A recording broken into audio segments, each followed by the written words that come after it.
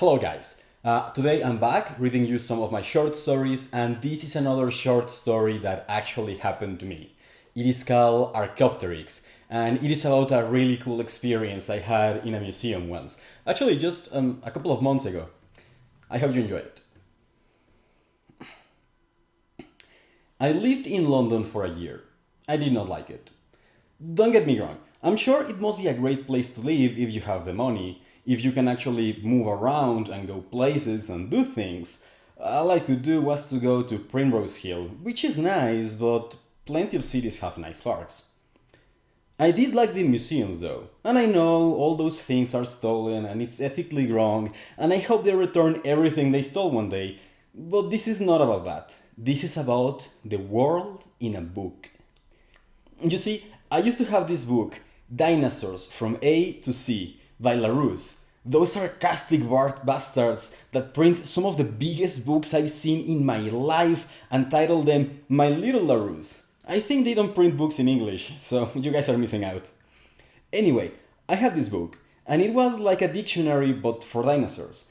I don't think they expected you to hear, oh, Quetzalcoatlus, in a casual conversation and go look it up in your dinosaur dictionary. It was just a pretext to order the dinosaurs alphabetically, I guess. And there were mammals and other non-dinosaur creatures in there, so the name wasn't 100% accurate. I read that book until it fell apart. And that's not an expression. That book literally fell apart because over the years I just read it too goddamn much. I just like learning, you know? I don't even like dinosaurs that much. That book was just really good at teaching me things. And I liked looking at the illustrations and marvel of all the weird animals nature has produced in this planet. One day I did not have anything to do in London, and I was poor, so I went to the Museum of Natural History because it's free and the building is objectively beautiful. It has all these carvings of animals and plants all around, and it's really fun to try to spot them all. Anyway, I was there, just walking through the museum, when out of nowhere I saw it. Archaeopteryx. The book was called Dinosaurs from A to C. Archaeopteryx was right there at the beginning, but Archaeopteryx is not just another dinosaur. It's one of the most important dinosaurs ever discovered. Let me tell you why. I learned it from the book. You see, back in the 1800s, people were realizing that all those weird bones people had been finding since forever actually belonged to these weird animals that had existed a long time ago, and they were trying to understand what had happened to them. And a few French scientists were saying, "Yo, they kinda look like birds, don't they?" And the other scientists were just not having it. And I get it. It's not that the other scientists were stubborn or whatever. They simply looked at the evidence and they were not convinced. Sure, their hips looked a little similar. They laid eggs, birds have scales on their feet, but all those could be coincidences. I mean, there's a moth that flies and looks exactly like a hummingbird. But then some miners in Germany were working one day and they were like, "Yo, this rock is weird." And someone was like, "I know what's up. There's a fossil inside. Let's split it in two." And whomever said that was crazy because I could never get into archaeology. Rocks are forever, you know? You pick it up. Rocks are forever, you know? You fucked it up and the rock is fucked forever. It's too much pressure. But they did it. And it split in two. And it was beautiful. Inside, they saw this fossil of an animal. The poor thing was crushed or something, but who cares? Because it was clearly a dinosaur with wings and feathers. The perfect middle photo in the before and after between dinosaurs and birds. The perfect missing link. Ever since, paleontology changed.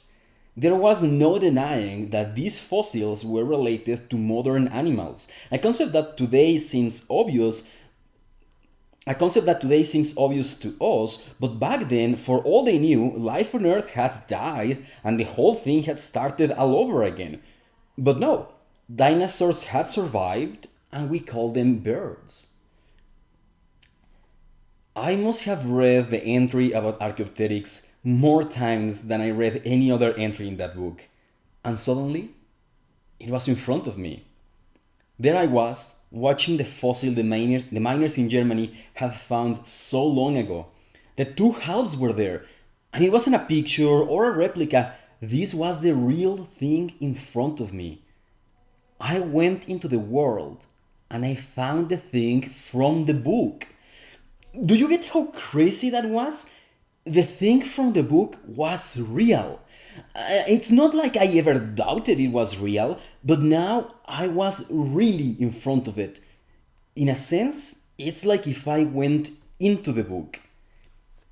Up to then, I had only experienced Archaeopteryx as images and letters, but right then I was experiencing the fossil as a fossil.